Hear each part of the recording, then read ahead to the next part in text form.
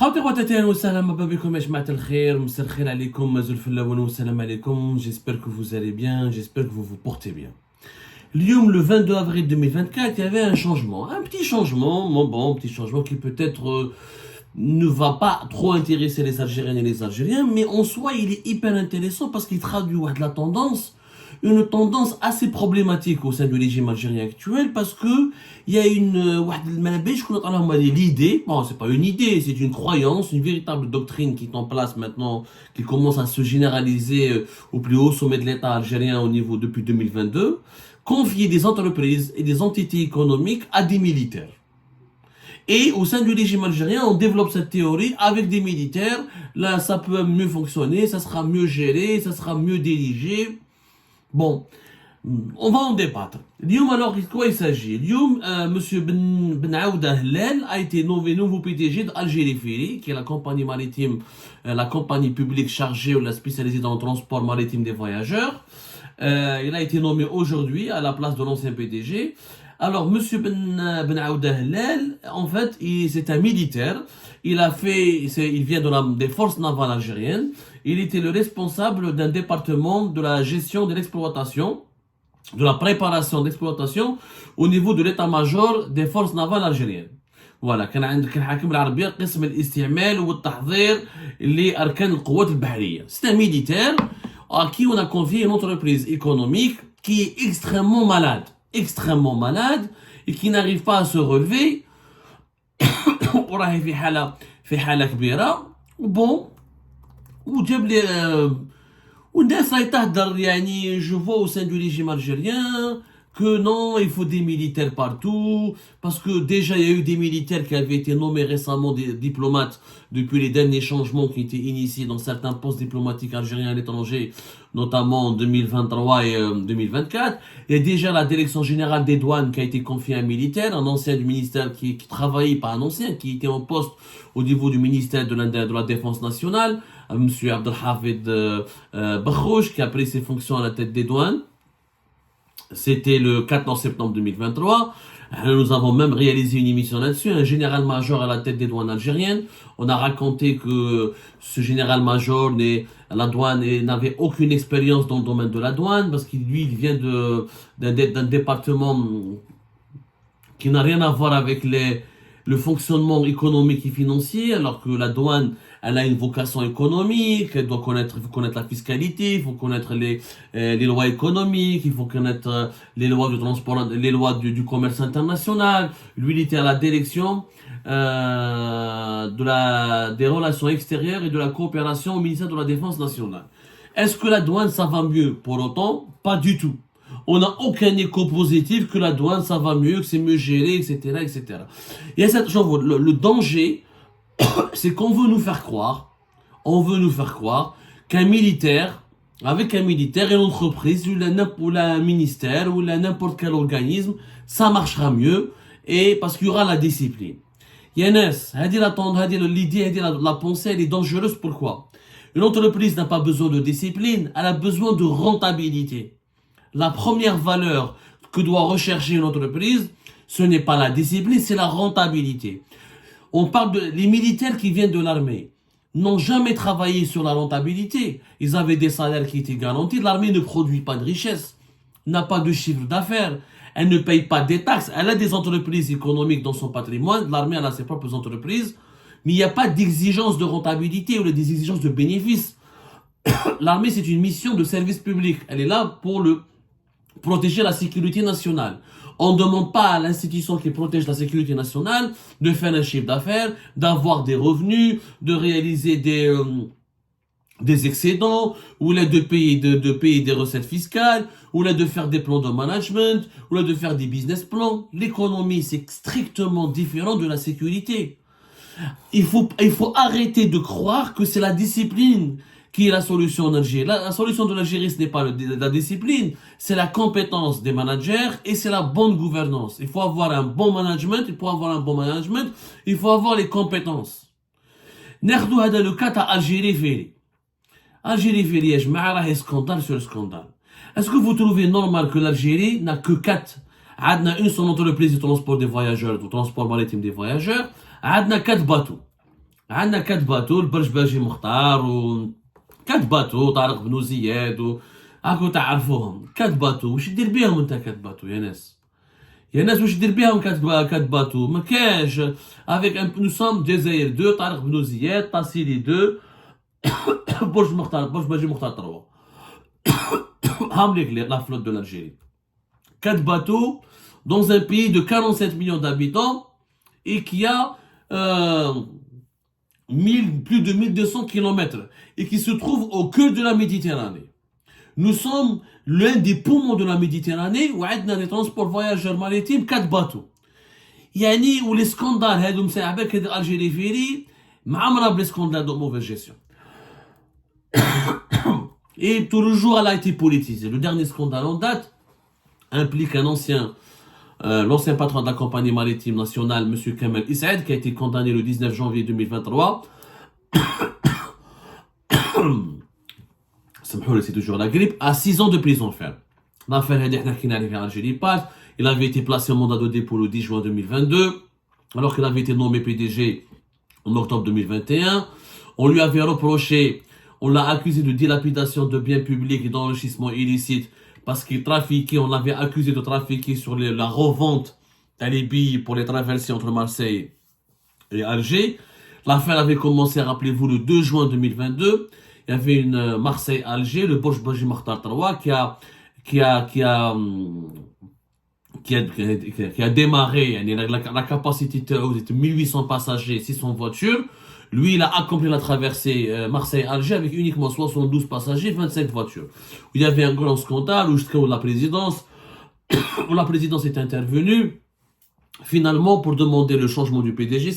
Une enquête où le PDG de la Kamaliza avec un groupe de gérants ou de travailleurs des responsables d'Algérie qui revendaient les places à des businessmen, à des importateurs informels, جماعة الكابا, جماعة les fourgons, ceux qui ont des petits fourgons, qui ont l'habitude de traverser, d'utiliser le bateau pour ramener depuis l'Algérie des produits locaux et les revendre traditionnels, des produits traditionnels et locaux pour les revendre aux membres de la communauté algérienne en France, ou pour le contraire, vice versa, assurer le transporter des marchandises achetées par les membres de la diaspora algérienne qui veulent les acheminer vers leur famille établie au pays. Nous avons enquêté à l'époque où nous avons compris que c'était un scandale politique parce que Kamel Issaed, c'est l'un des beaux, c'est le beau-frère du général-major Mohamed Jabbar, où quand il y avait un conflit au sein du pouvoir algérien, la police de Farizine Ben Cheikh ou l'équipe de Mohamed Jabbar, Kamel Issaed a fait des erreurs de gestion. Mais ce ne sont pas des erreurs ou là, des pratiques d'enrichissement illicite de corruption, mais on lui a collé un dossier, il a été condamné. Juste parce qu'il est le beau-frère du général Mohamed Jabbar et qu'il a donc il a été la cible d'une attaque, d'une offensive très musclée de la part d'un autre clan qui contre son Mohamed Jabbar. Algérie Ferry sera plusieurs problèmes. Les bateaux qui ont été saisis pour des défaillances techniques. Par exemple, le Tariq Ben Ziyad, qui a été mobilisé pendant 17 jours au port d'Alicante en Espagne en 2023, à la suite de la découverte de 18 déficiences. 18 déficiences techniques. À l'époque, d'ailleurs, le PDG par l'intérim, avec Saïd Mouhelbi, il avait été remplacé. Donc, à chaque fois, il y a 4-5 changements de PDG en 2-3 ans. C'est quand même extrêmement grave pour un pays comme l'Algérie,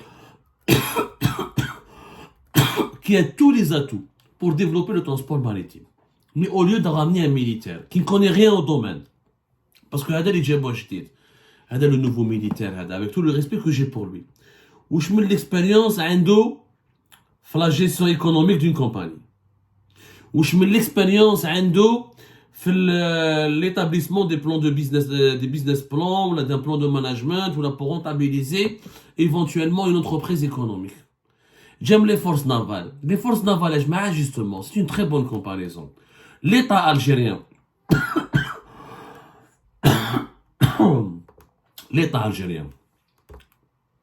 au lieu de nommer des militaires et de militariser la gestion économique du pays, pourquoi il n'investit pas est-ce qu'il est normal سامحوا لي يا جماعه مرضونا والله مرضونا والله مرضونا. Est-ce qu'il est normal de confier des entreprises économiques à des militaires qui n'ont pas de moyens? واش راح يدير الميليتير هذا؟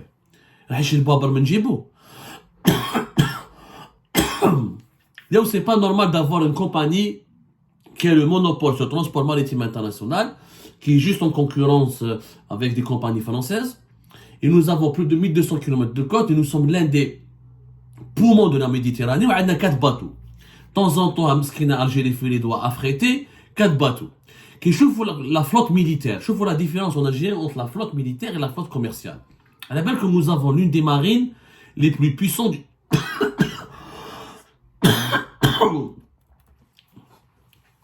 Nous avons l'une des marines les plus puissantes du bassin méditerranéen et du monde.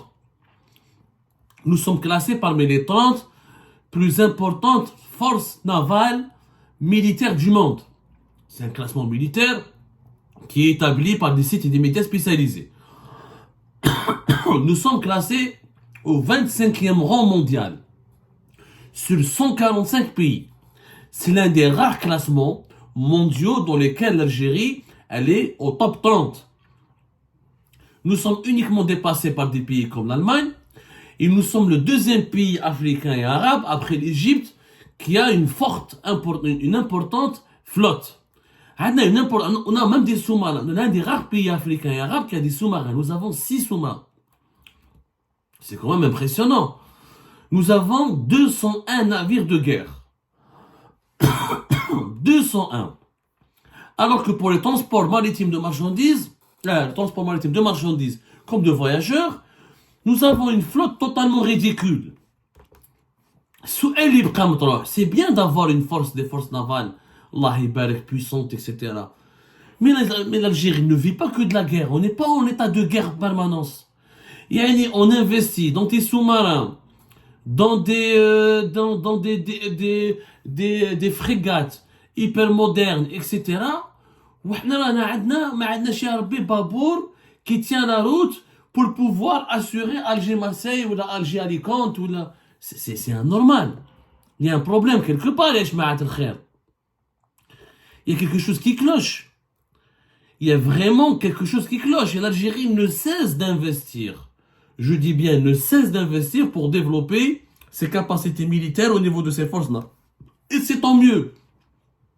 Sauf que, pourquoi on investit pour tout ce qui est militaire et on néglige ce qui est civil? C'est injuste. Mais tu vois, tu fais une grande flotte militaire. Où le peuple, on va pas prendre des sous-marins pour le transport maritime. On va pas prendre des sous-marins ou les navires militaires pour assurer notre transport de marchandises.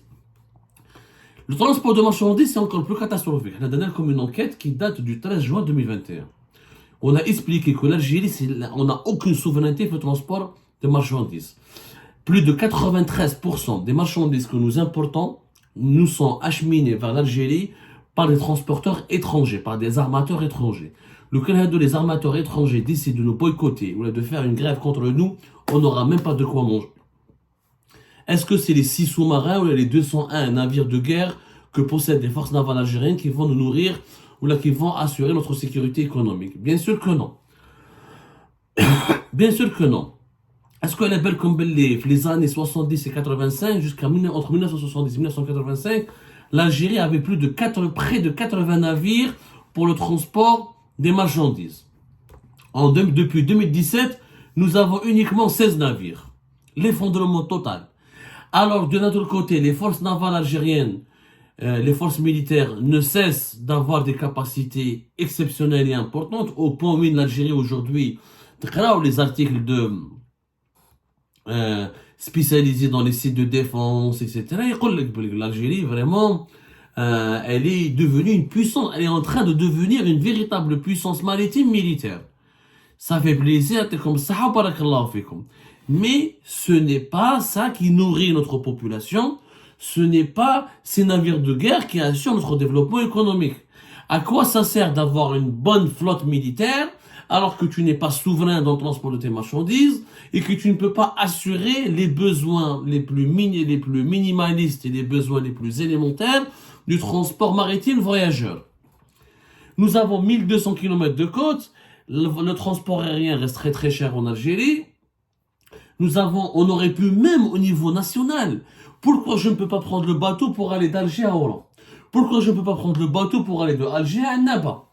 Pourquoi ne pas prendre le bateau pour aller de Alger à Bjaya? Balek, c'est Balek, et on peut trouver des moyens de transport maritime qui seraient moins polluants, qui seraient peut-être plus agréables, et on peut travailler davantage sur la connectivité des régions.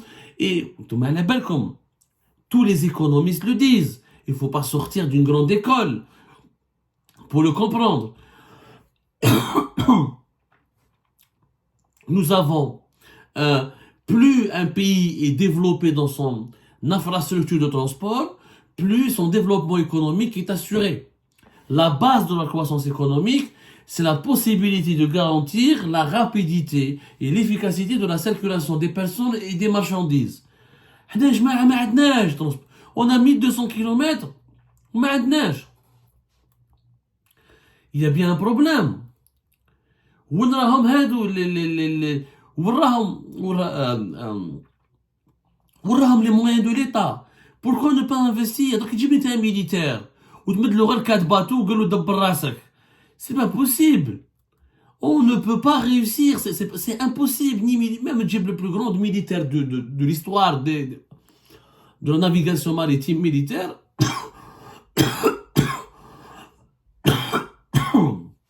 ما راح يدير فيها والو. Il faut arrêter, de croire que la militarisation ramène le développement. Ce qui ramène le développement, c'est le bon management et c'est l'investissement. Et des bateaux. On doit au moins doubler notre flotte, au moins 8 bateaux. La rentabilité, elle est assurée. Entre 3 et 4 millions d'Algériens sont établis en Europe qui veulent rentrer chaque été chez eux. Ils veulent rentrer en voiture. On a besoin de bateaux. Allez voir à Marseille comment on se bouscule pour acheter un billet et monter à bord de l'un de ces 4 bateaux ou l'un des rares bateaux qui sont affrétés pour la saison estivale parce qu'on a des plus de donc des bateaux affrétés pour assurer les besoins de la saison estivale. Nest d'arbre, on se bouscule, on se bagarre.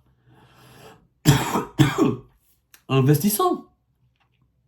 Faisons des vrais investissements.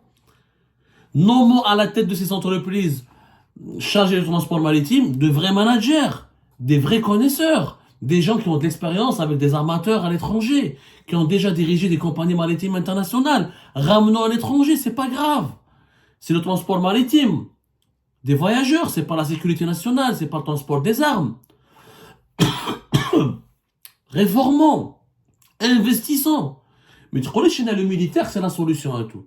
On a un militaire à la tête des douanes. Ça marche mieux? Ça marche pas mieux. N'estishki. Fais un aéroport d'Alger ou la Doro ou la. Les douanes, les retards, les douaniers, les contrôles abusifs, la corruption, rien n'a changé. Juste dans les formes, c'est un militaire qui dirige. Rien n'a changé. Le militaire ne peut pas changer les choses. Le bon manager, lui, peut changer les choses et améliorer le développement du pays.